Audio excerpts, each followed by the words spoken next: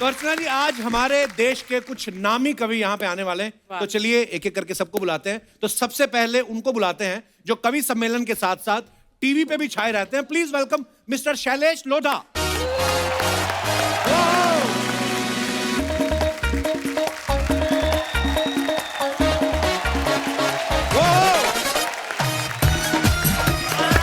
शैलेश भाई नमस्कार, बहुत बहुत स्वागत है आपका।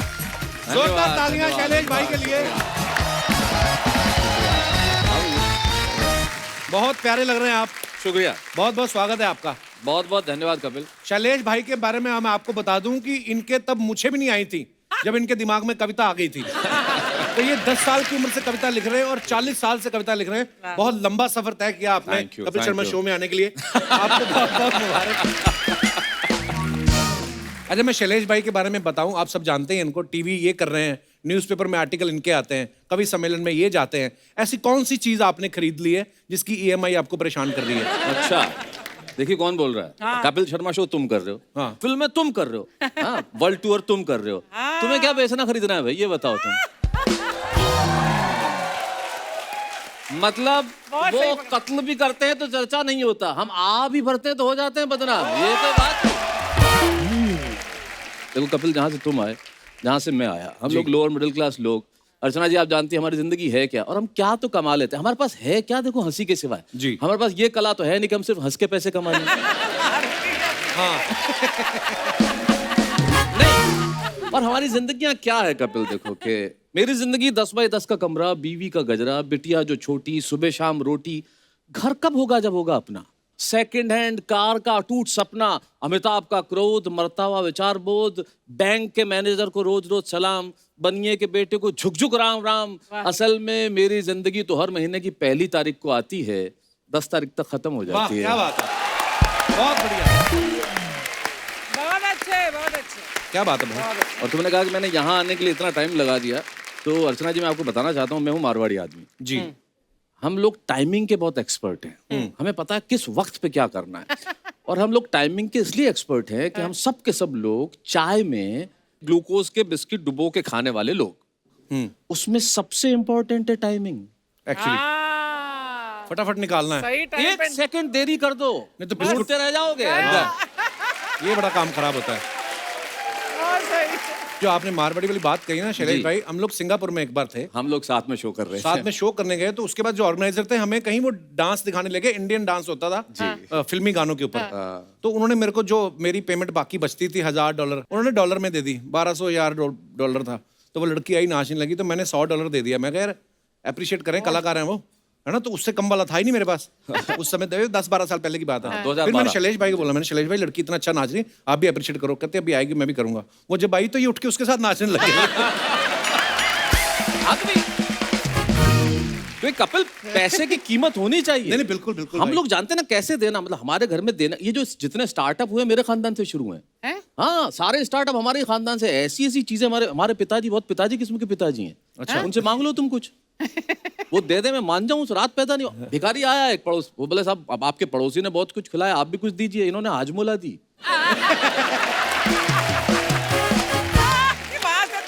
बोले तू खाता ही रहेगा, पचा भी तो सही।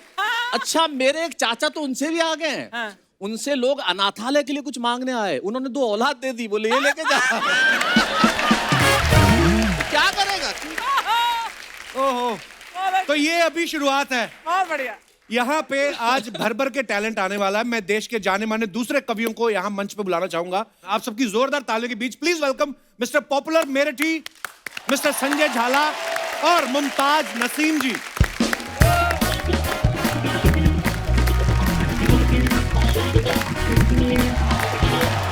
नमस्कार। आइए नमस्कार नमस्कार सर, बहुत बहुत स्वागत है। क्या बात है बाबा। आइए आइए आइए आइए सर।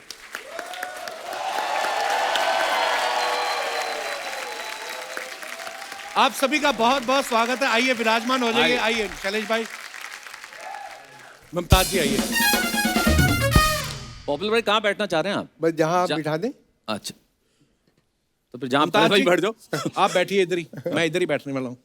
Ji please please. हाँ जी, बहुत बहुत स्वागत है आपका, मजा आने वाला आज। अच्छा, आप सबने बड़े बड़े शोज किए हैं, बड़ी बड़ी महफिलें लूटी हैं, बड़े से बड़े मंच पे गए हैं, आज आप हमारे शो पे आ गए हैं और कोई अंतिम इच्छा? पर बहुत अच्छा लग रहा है आज आपको हमारे मंच पे देख के। बहुत अच्छा लगा। तो चलिए फिर यहीं से शुरुआत करते हैं। मुमताज जी, ऐसा है, मैं ये पूछने वाला हूँ, ये बहुत अच्छी कविता पढ़ती हैं और इतनी खूबसूरत भी हैं आप। जब ऑडियंस में से वाह वाह होता है तो आप कैसे डिसाइड करती हैं कि ये मेरी खूबसूरती के लिए कहा गया है या मेरे शेर के लिए? मैं डिसाइड कर लेती हूँ, मुझे लगता है कि दोनों के लिए ही है। अच्छा जी, इतना ही जवाब देती हैं आप नॉर्मली भी अगर कोई पूछे आपसे कि मुझे तो लगता है जब ये कहते होंगे ना अर्ज किया है तो लोग फर्ज भी कर लेते होंगे कि वाह इन्होंने अर्ज किया है, अब हमारा फर्ज है कि बस ये अर्ज होता रहे। बहुत खूब। पॉपुलर मेरठी साहब बहुत ही प्रसिद्ध कवि हैं जी नमस्कार नमस्कार। और सर आपने अपने नाम में ही पॉपुलर लगा रखा है। जी जी। आज हमारे आप शो पे आए हैं, इसके बाद डबल एक्सेल पॉपुलर हो जाएंगे। सर नाम में पॉपुलर आपने पहले से लगा रखा था या पॉपुलर होने के बाद लगाया?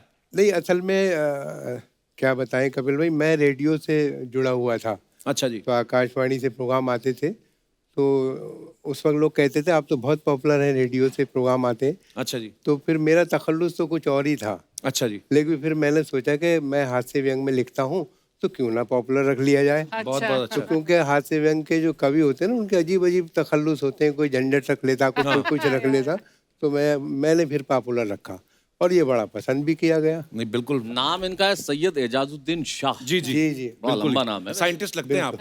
ऐसा लगता है वैक्सीन इन्होंने निकाली है। बढ़िया। भाई बहुत शुक्रिया, बहुत कपिल भाई, आपका तो जलवा है सब जगह, पूरे दुनिया में। अरे सर, और इस शो आशीर्वाद है की, आपका। सब लोग बड़ा देखते हैं और बहुत पसंद करते हैं। तो पॉपुलर भाई इतना अफसोस से क्यों कह रहे हैं आप ये? थोड़ा हंस के कहें। आप ऐसे करें तो शिकायत तुम्हारा बड़ा जलवा है, सब लोग देखते हैं, मतलब ऐसा इतना दुखी हो के क्यों कह रहे हैं? अर्चना जी की खूबसूरती के भी चर्चे सब जगह है। मेरी 4 पंक्तियां सुन लीजिए। मैं समझ गया, देहरादून पास पड़ता है ना मेरठ वालों को, सीधे ही हो गए पॉपुलर अच्छा साहब। जी, देखिए माफ कीजिएगा, चंदू, जोसेफ, आरिफ और करतार पागल हो गए।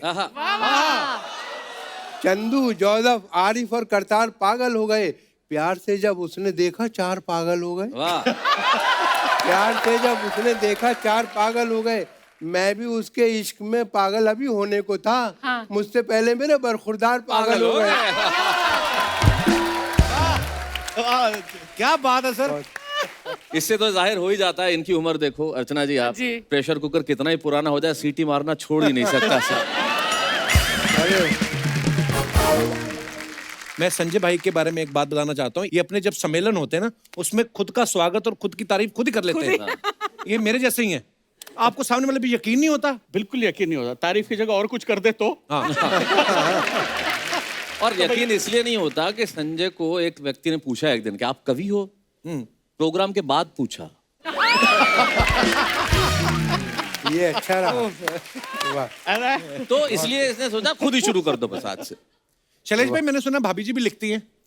जी, बहुत अच्छा लिखती हैं। तो आपकी जब शादी हुई तो कुंडलियां मिलाएंगी कि कविताएं मिलाएंगी, काफिया मिलाएंगी, तो कैसे? देखिए, वो उसकी किताब मुझसे पहले आई थी। अच्छा हिंदी जी। कविता की, जब वो 12th क्लास में थी, सुरभि नाम से। अच्छा जी। और वो तो खैर मैनेजमेंट की प्रोफेसर हैं, डीन हैं, डायरेक्टर हैं वाह। और मैनेजमेंट पे लिखती है। लेकिन उसके बाद पहली बार जब शादी के बाद, पहले तो कविताएं नहीं मिलाई गई, लेकिन बाद में कविताएं मिलाई गई। अच्छा जी। हिंदी साहित्य में एक अनूठा प्रयोग हुआ। उनकी और मेरी दोनों की कविताओं की एक किताब साथ में आई, एक बात तेरी एक बात मेरी। अच्छा जी। वो 40 कविताएं थी, समान शीर्षक थे।